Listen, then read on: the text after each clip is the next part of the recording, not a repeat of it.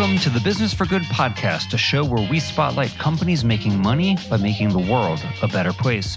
I'm your host, Paul Shapiro, and if you share a passion for using commerce to solve many of the world's most pressing problems, then this is the show for you.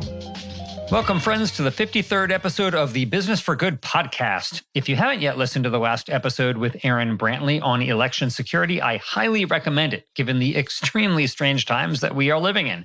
Yes, Joe Biden and Kamala Harris won the election, but with a president who is trying to cast doubt on the ballots casted without providing any evidence of any fraud whatsoever, the last episode will help you understand more about how ballots are counted and how protected our electoral system actually is.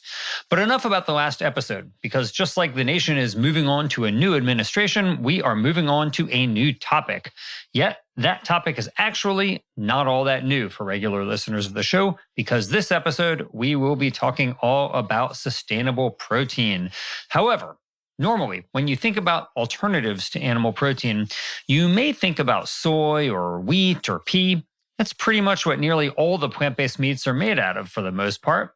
But Arbiom is a startup that has raised nearly $30 million so far to make alt protein from wood. You heard that right, my friend. Our guest on this episode, Arbiom CEO Marc Chevrel, is taking wood and subjecting it to a yeast-based fermentation that allows him to, within just 1 week, produce a high-protein food which can be used both for human and animal purposes. Think about just how long it takes to raise an animal for food, yet Marc harvests his protein in just 1 week. Right now, billions of wild fish are killed and fed to farmed fish, farmed land animals like pigs, and to our pets in their dog and cat food. But what if Marc's yeast could replace the need for all those fish to be taken from the sea?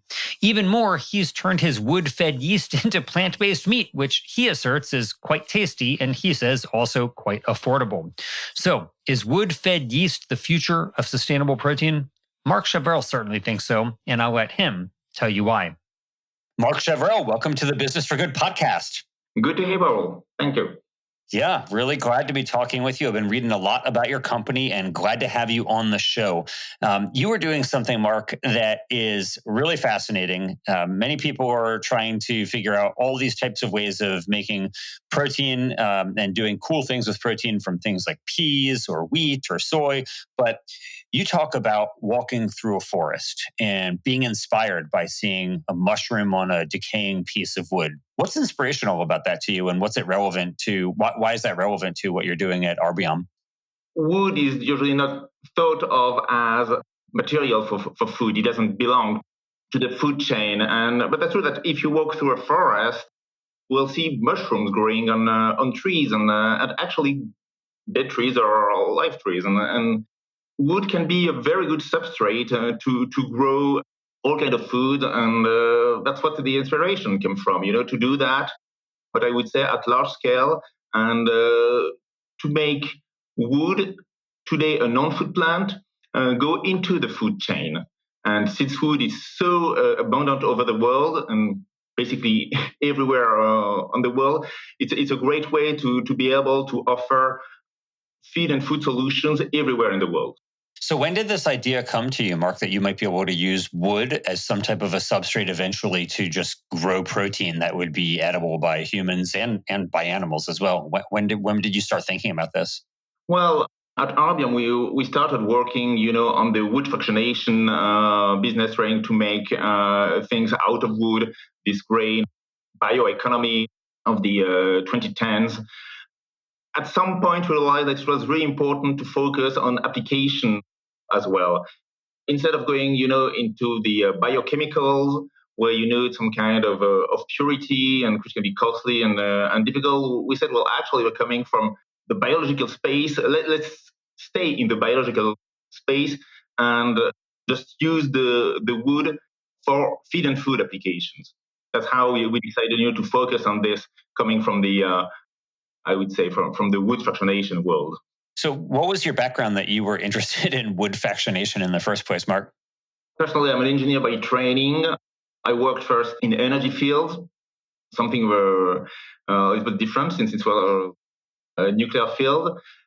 But I was also interested in all kinds of of ways of making energy, and wood was also a part of this. So I started also getting interested in, how can you make some energy, either electricity or fuels from biomass, and we were just looking at this. I would say from just because I wanted to understand how it worked. And at some point, I had the opportunity, to work for Arbiom. I discovered this company, and I said, well, that's exactly the kind of thing that I'm interested in. Using wood, which is so readily available on Earth, to do something very useful. Okay, so Marc, let's chat about what you're actually doing with this wood then, because some people who hear this, they think, oh, like wood-based food. What are you doing to make the wood edible? But that's not really what you're doing, right? We're not eating wood if we start to eat Arbiom products. Tell us, what are you doing? So you get some wood, and then what happens next? Well, that's exactly what I would say what the mushrooms are doing. We take the wood, and that will be the raw material, and we're going to break it down in small pieces. We're going to hydrolyze the wood, if we talk technically, and the substrate we get coming from the cellulose and the hemicellulose of the wood. That's what we're going then to use to grow our microorganisms. Right now, we're using a yeast, but other microorganisms can be contemplated as well. And so we grow the yeast on our woody substrate. At the end, we collect, we dry, and that's our product. So people are not eating wood, as you said, but they're eating yeast fed on wood. And so the idea is that you can do this more cheaply than if you were buying conventional substrates for the yeast. Is that right?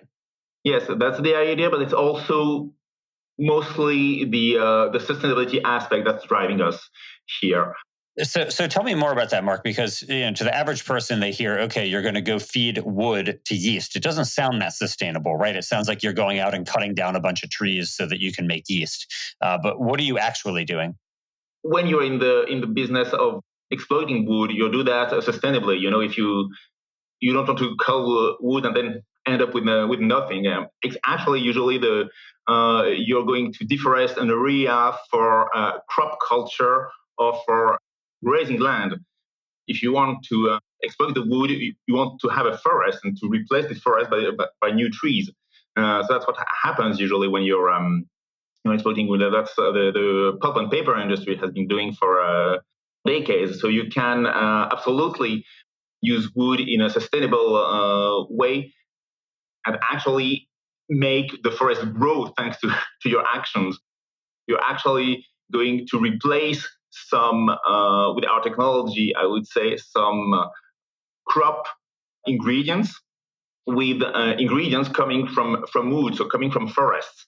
And so are you using trees that have been cut down for this purpose, or are you using like the waste products from paper milling and the pulp there? Like what type of wood are you feeding to these yeast? So we can basically use any kind of wood that's available. Our goal is to use mainly wood that's already available and typically from sawmills. So they will have a lot of sawdust or other wood products that they usually burn after in the process. And here we offer, I would say, a better valorization of this wood. But it will always depend on, where you are, where you stand, what is your supply available. When you install an Arbiom plant somewhere, one of the first things to do is to see what kind of wood supply do you have around and what is available, what makes sense to use. Okay. So tell me, Marc, does it matter? I mean, you said that you can use pretty much any microorganism, or are you using a specific kind of yeast? Is this a genetically engineered strain of yeast that you're using? So no, we really don't want to have genetically engineered yeast. So what we've done is we have a proprietary yeast that we've evolved, I would say, naturally by doing several, I would say, iterations with the different substrates. And that's also a way for us to be sure that our product can be sold in all markets, because you know that GMOs has different receptions, let's call it that way, in different countries. And in our case, we want to have a natural product. So tell me about the yeast then, because the wood seems to be like the headline, right? That you're using wood to create protein that's edible, but the protein is yeast. How much protein is in the yeast, and what type of amino acid profile is there, and how does that compare to some of the proteins that we're using right now for human food, like I was mentioning, like soy or wheat or pea? We have a typically 55 to 60 protein content, crude protein in our product, which compares favorably to soybean meal, which is the I would say the ubiquitous and the typical protein ingredient you will find on the market. And yeast being part of the kingdom of mushroom, it's not an animal, it's not a plant, it's its own, I would say, kingdom. And the amino acid profile is actually intermediate that way between what you would find in soybean meal and what you would find in fish meal, which is usually considered as the reference in terms of quality for feed applications. Okay, so what are you doing with it then, Marc? So have you started selling this product already? So we're in the process of contacting customer. We're in the middle of our demonstration program where we're going to show that technically our product can be scaled up in industrial facilities before building our first commercial plant, but also validating commercially the product with potential customers. What we've done is a whole range of animal trials with fish, pets, swine, which are the three markets we're targeting first. And they've shown that our product has a great digestibility. It can replace without any problem, the traditional protein sources, and that is perfectly safe to use. So we really hope that in the next, say, 12 months, we'll have also customer trials that will then be the first stepping stone to have contracts for our commercial facility. Okay. And where will that commercial facility be located? Will be opportunistic, I will say. As a startup, funding will be very important. So if there are some, depending on where we'll find subsidies, that could be interesting. But we're looking really where we're based right now. So it's North America and Europe, which would be the two locations we're considering right now. So, Marc, let's talk about the sustainability aspect, not just of your feedstock for your yeast then, but also for what you are replacing. Because, right now, if you look, for example, you mentioned dog food, there is an enormity of meat and other animal products that go into dog food. And it's not really much of a secret anymore that using animal protein compared to non-animal proteins, it just takes a lot of land, a lot of water, a lot of greenhouse gas emissions, pandemic risk amplification, and other concerns relating to animal cruelty and so on. But you're talking about creating basically a dried yeast product that's very high in protein that you say is comparable to certain types of the gold standards for protein digestibility, and that could be used as a primary ingredient for dog food. So tell me, is that part of your goal here to try to displace some of the animal protein that is in the food that's going, whether that's to dogs or to other animals? Absolutely. And here will obviously, the market will decide and the customers will decide. But to really think that we have with our product a sustainable product that can replace not only the soybean meal, which is questionable also because of deforestation you talked about, etc., but also some of the animal proteins, be the fish meal or chicken meal or other animal protein that are being used right now for animal feed. Yeah, because even if you look at like aquaculture, right, the amount of fish who are caught from the wild to feed these fish who are captive is pretty enormous, right? And so are you suggesting that your yeast could be used as either a supplement or even a total replacement for those wild caught fish? Yeah, absolutely. That's really our goal. And I would say we're lucky that this goal is shared by our customers. Our customers are well aware that their current use of protein, fish meal and soybean meal is not sustainable. So they're really looking for alternatives. They're really excited when you talk to them about, this wood-to-food protein that we're proposing. That's really, really interesting. So the thing that really caught my eye, though, Marc, was not even the possibility of using your your wood to food protein for feeding animals. But I know that you recently did some experiments with actually putting it through an extrusion machine to texturize it and see how it might work in terms of plant-based meat. So, for those who aren't familiar, if you look at nearly all of the plant-based meat that is sold, it's coming from either soy, wheat, or pea, or maybe some combination thereof of those. Now, we've had on the show in the past people like Kimberly Lee who are making plant-based meat not out of plants at all, actually, but out of fungi using aspergillus, or sometimes known as koji, to make meat. But Marc, you're talking about something altogether new by using this type of a yeast to make a plant-based meat. So how did that go when you extruded it? And how soon before you think this might be an actual ingredient that plant-based meat makers can utilize? Good question. So it did very well. We did that in February, so we were quite lucky to do it, before COVID-19 would strike and other things had to shut down.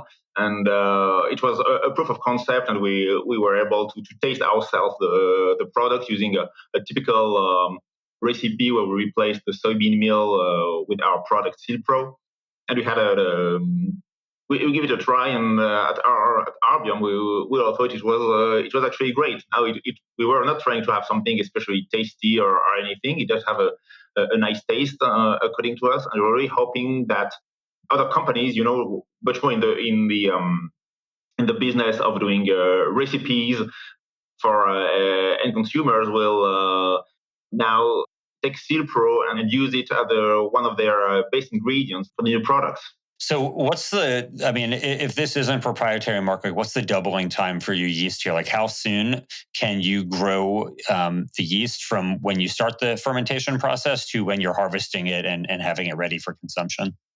I wouldn't call that the doubling time, but I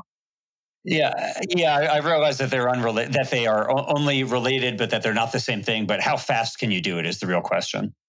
I would say between the moment where you start with the wood, let's say call it that way. The travel time of the molecule to the product, starting from the wood to the dried product, we're talking about typically 7 to 10 days.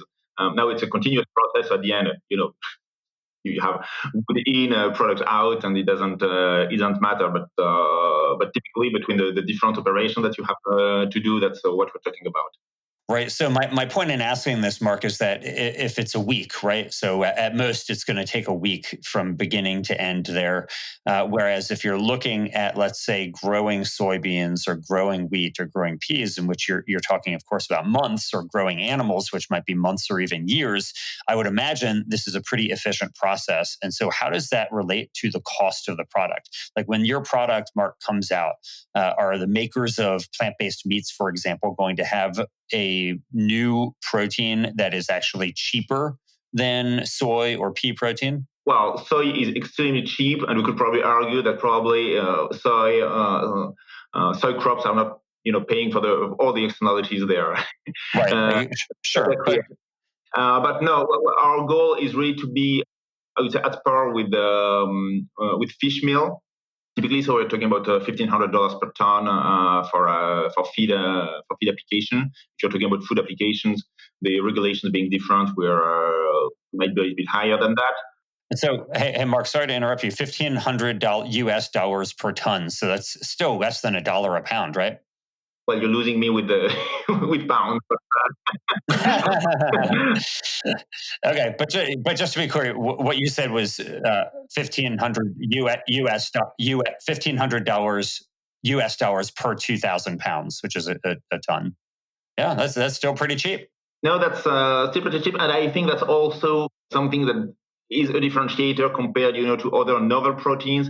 From what I've seen, they tend to be in the premium segment, if such a premium really exists, and for that, because it might be quite expensive, to do the whole development, and really focused also on making sure that we can have something that's cheap enough in order to conquer the market, because we are aware that in the end, price is a very important component for our customers. Yeah, for sure. I mean, that's obviously everybody cares about sustainability, but if it's not price competitive, it's probably not going to be sustainable for them as a customer. So, have you, Marc? Tell me about your life cycle analysis. Then, so it'd be nice to actually prove with some type of a third party life cycle analysis that this is actually more sustainable. So, tell me about that.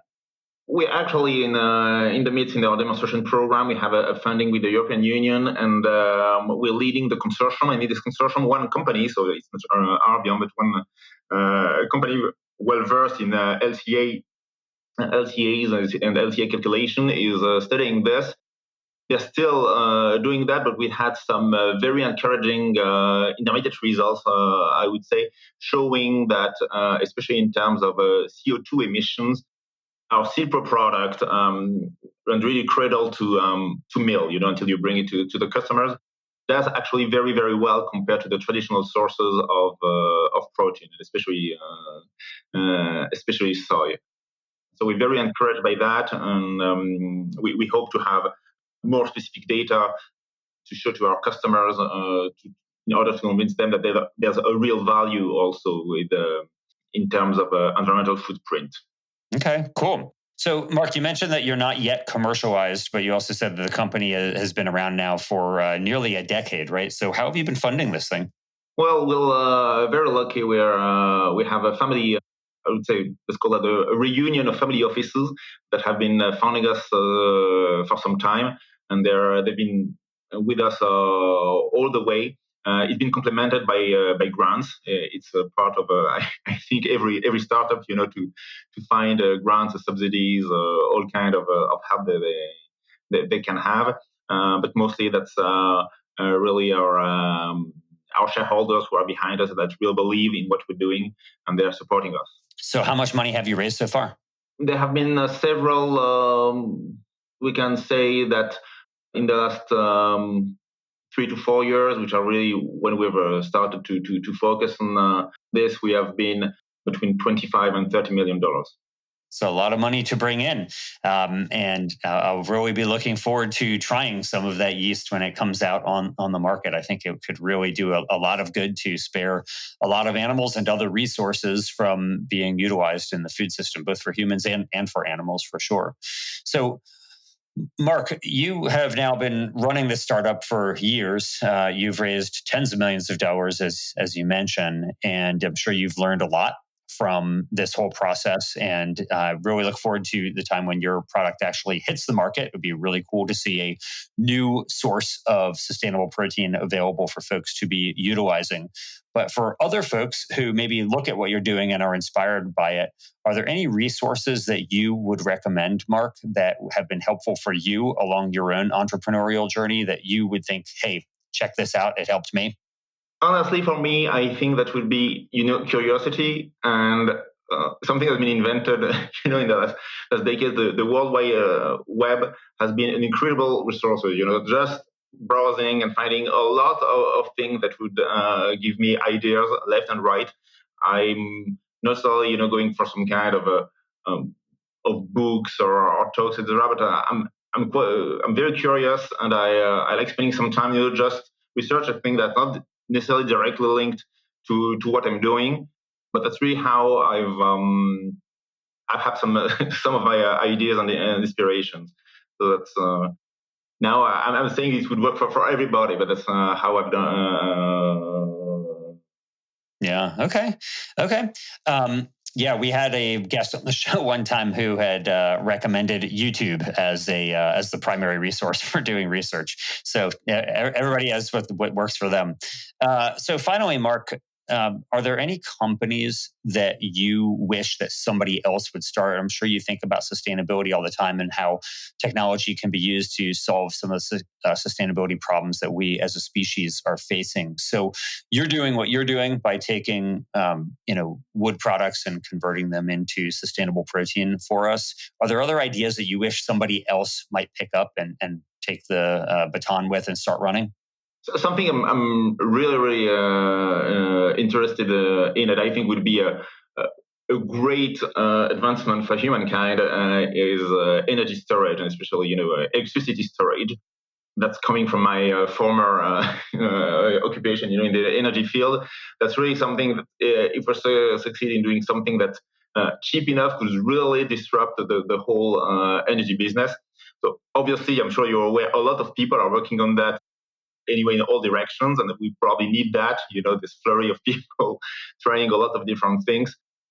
But to me, if we were able to have a breakthrough here, that would really change the way we're doing things, with huge implications all over the world. Energy storage. So maybe you'll have some great energy storage options for all the solar energy that you're going to be capturing at your new fermentation facility that you'll be building soon, right? Typically. Very good. Well, Marc, it's really great to talk to you. I really admire what you're doing, and I'll be rooting for your success as you come closer to bringing Arbiom's products to market. Thank you very much. It was a pleasure talking to you. No, it's my pleasure, Marc. Thanks so much. Thank you. Thanks for listening. We hope you found use in this episode. If so, don't keep it to yourself. Please leave us a 5-star rating on iTunes or wherever you get your podcast. And as always, we hope you will be in the business of doing good.